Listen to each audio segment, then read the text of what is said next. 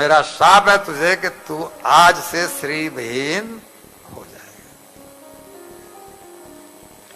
श्रीविहीन मतलब ऐश्वर्य की समाप्ति, लक्ष्मी का हरण हो गया। और जब लक्ष्मी का हरण हो गया तो दैत्यों ने जान लिया कि इंद्र को शाप मिला है, और दैत्यों ने आक्रमण किया और आक्रमण करके इंद्र को हराया, और इंद्र से हरा करके इंद्रासन कब्जा कर लिया, और खुद ये सारे देवता कंदराओं में गुफाओं में जाकर के छिप गए। और तब जाकर के कुछ देवताओं ने भगवान के पास जाकर के स्तुति की उनकी, संतनो दर्शयात्माना मस्मत कर्ण गोचरम। प्रभु एक बार फिर हम आपकी शरण में आए। क्यों? कि हमें दैत्यों ने मार पीट करके फिर हमारा इंद्रासन छीन लिया। पूछा क्या कारण है? तो हमको अपने पाप बताते हुए शर्म आती है कि नहीं आती?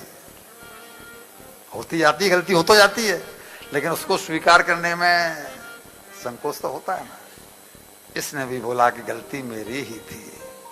दुर्वासा जी ने आपके श्री विग्रह से उतरी हुई माला मुझे भेंट की, मुझे सम्मान दिया, लेकिन मैं मूर्ख उसको सम्मान को और स्वीकार नहीं किया, उसका तिरस्कार कर दिया, और उन्होंने मुझे शाप दिया, और अब हम मारे मारे फिर रहे हैं।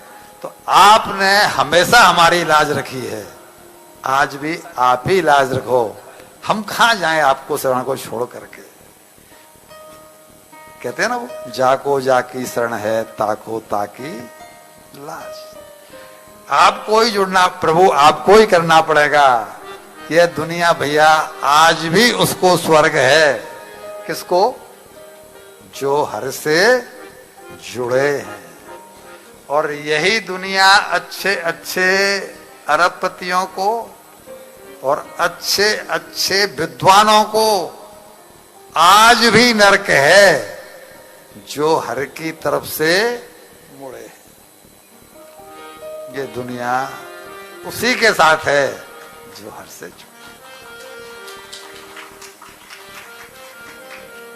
भगवान बोले कि खरे हैं, खोटे हैं, जैसे भी हैं, लेकिन कम से कम मेरे सन्मुख तो हैं, विमुख तो नहीं है।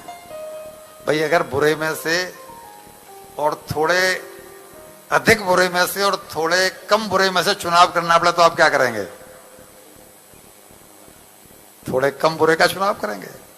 भी ज्यादा है तो भाई इसे छोड़ दो, ये ठीक है, इसमें तो एक बुराइयां हैं, लेकिन हम अपनी बेटी का ब्याह करते हैं, बेटे का विवाह करते हैं, पत्रा मिलाया, बोला जी 36 गुण नहीं मिल रहे हैं, तो बोले 32 मिल रहे हैं। बोला उससे कितने मिले थे? बोला उसके 28 ही मिले थे, उससे 24 ही मिले थे। तो चलो भाई ब्याह तो करना ही है, अब जिसके 32 मिले हैं उसी से। तो भगवान भी वही कह रहे हैं कि कम से कम ये मेरी तरफ हैं तो सही। तो फिर इनको युक्ति बताई कि तुम ऐसा करो कि तुम समुद्र मंथन करो, समुद्र मंथन से अमृत निकलेगा, उस अमृत को तुम पी लेना। उस अमृत के पी लेने से तुम्हें एक वरदान मिल जाएगा कि तुम्हारी मृत्यु नहीं हुआ करेगी। दैत्यों के पास ही है। क्यों? दैत्यों के पास क्या विद्या है? लाला जी बताइए, दैत्यों के पास क्या विद्या है? दैत्य क्यों नहीं मरते हैं? दैत्यों के पास क्या विद्या है? संजीवनी बूटी। शुक्राचार्य जी संजीवनी विद्या जानते हैं। शुक्राचार्य जी दैत्यों के गुरु हैं। जैसे ही दैत्य मरते हैं, शुक्राचार्य जी आगे आकर के उनको जीवित कर। वो कभी मरते ही नहीं। देवता हमेशा मरते हैं, पिटते हैं, कुटते हैं। भगवान ने बोला कब कब इनको संभालता रहूंगा, क्योंकि ये तो फिर राज्य पाएंगे और फिर सुरा सुंदरी में मस्त हो जाएंगे। इनके जीवन का दूसरा कोई हेतु है नहीं, क्योंकि देवता लोग नया कर्म नहीं कर सकते। ये नया कर्म करने की स्वतंत्रता हमको है। मैंने पहले ही दिन शब्द सुनाया था, ये हम नया कर्म कर सकते हैं, देवता मजबूर हैं, और उसको तो भोग रहे हैं, वो तो उसके लिए गए हैं वहां पर, और कोई कारण उनका हो नहीं सकता। तो वो कहते हैं कि तुम ऐसा करो कि तुम समुद्र मंथन करो, समुद्र में से अमृत निकलेगा और वो अमृत मैं तुम्हें पिला दूंगा, जिससे तुम बार बार जो दैत्यों से हारते हो वो तुम्हारी हार नहीं हुआ करेगी। अभी तुम दैत्यों के पास जाओ, दैत्यों से बोलो कि हम समुद्र मंथन मिलकर के करते हैं और आधा आधा बांट लेंगे, लेकिन मैं उन्हें आधा दूंगा नहीं, मैं पिलाऊंगा तुम्हें ही। श्रम वो भी करेंगे, श्रम तुम भी करो, लेकिन मैं कपट करके सारा का सारा तुम्हें पिलाऊंगा और तुम जा करके अपनी सेटिंग उनसे करो। ये गए, बलि के सामने प्रस्ताव रखा, बलि इंद्र हो गए थे, बलि के सामने प्रस्ताव रखा कि हम समुद्र मंथन करते हैं, जो समुद्र से अमृत निकलेगा उसको हम आधा आधा बांट लेंगे और तुम भी अपने घर में आराम से रहना, हम भी अपने मस्ती में रहेंगे। ये दोनों एक ही बाप की संतान है। दैत्य भी ब्राह्मण हैं, देवता भी ब्राह्मण हैं, पिता कश्यप ऋषि हैं, माता दिति और अदिति दोनों सगी बहनें हैं, लेकिन सौतिया डा आगे दोनों बहनें हैं, एक ही हैं। तो वो हमारा झगड़ा खत्म हो जाएगा। बलि ने बोला कि कोई घाटा नहीं है, अगर अमृत पीने को मिल रहा है तो चलो अमृत का पान करेंगे। समुद्र मंथन शुरू हुआ और वासुकी नाग को मदराचल में लपेट करके बड़े उत्साह से मंथन शुरू हुआ। सबसे पहले निकला हलाहल विष।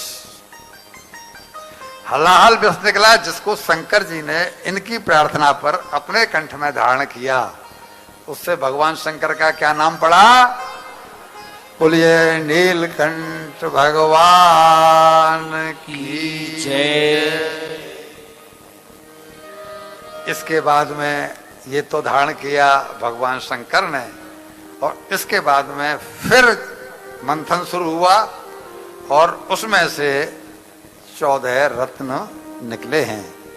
वो हैं कामधेनु गाय, उच्चश्रवा घोड़ा, ऐरावत हाथी, कौस्तु मणि जो भगवान के गले में रहती है, कल्प वृक्ष जो स्वर्ग में जिसके चर्चा आती है, जिसके आगे नीचे बैठ के कुछ भी मांगो वो इच्छा पूर्ति होती है।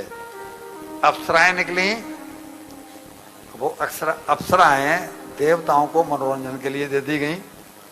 भगवती लक्ष्मी प्रकट हुई। भगवती लक्ष्मी तो भगवान की सनातन अर्धांगिनी हैं।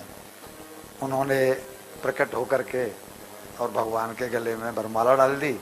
वो भगवान ने उनको अपने हृदय में स्थान दिया। और इसके बाद में प्रकट हुई वारुणी देवी। वारुणी देवी को लपक लिया किन्होंने? वारुणी देवी कौन है? वारुणी देवी का दूसरा अर्थ क्या है? अरे बाप रे, इतने लोग बैठे हैं 1000 के आसपास और वारुणी देवी का अर्थ पता नहीं है, और कथा सैकड़ों हर एक आदमी ने सुन ली है। वारुणी देवी मीन्स मदिरा। वारुणी देवी प्रकट हुई तो उसको लपक लिया दैत्यों ने। और इसके बाद में फिर प्रकट हुए भगवान धन्वंतरी अमृत कलश लेकर के। अमृत कलश को जब देखा कि अमृत कलश है और भगवान धन्वंतरी प्रकट हुए हैं, तो दैत्यों ने वो जो